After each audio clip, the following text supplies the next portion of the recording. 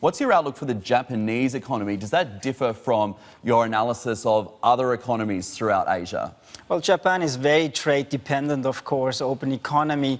So what you can see now in the trade data, export that is also depending on China, not just on the US, on both sides, are still weak, but we do expect that Japan will somehow start also to pick up over the next couple of months.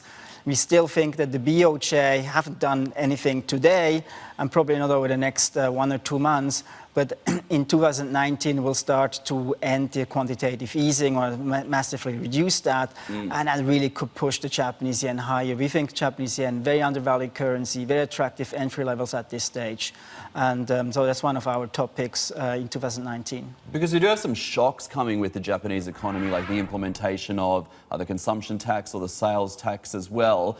What's your broader outlook for Japan? Well, I mean, particularly on the tax side, usually it's inflationary, right? So, and that's what we're basically looking at in Japan. So one of the key issues that BOJ is monitoring is the inflation. So that's one aspect that we probably see a bit of stronger inflation data coming in, and that gives us confidence that actually the BOJ should start to move towards a more neutral policy over the course of the next few months.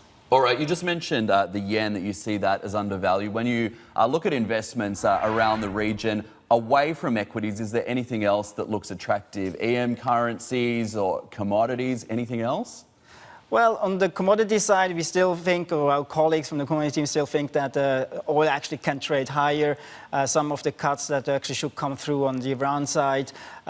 If the economy is picking up, demand naturally is picking up. So that's definitely a trade that we're still looking at, and it's interesting.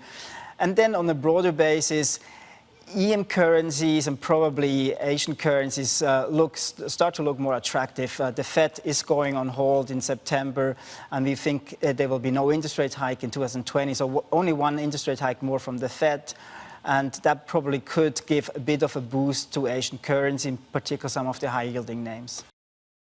Hey everybody, it's Hadley Gamble from our new CNBC Middle East Bureau in Abu Dhabi. Thanks for stopping by. Now to watch more, you can try one of the videos that just popped up on your screen. And don't forget to subscribe.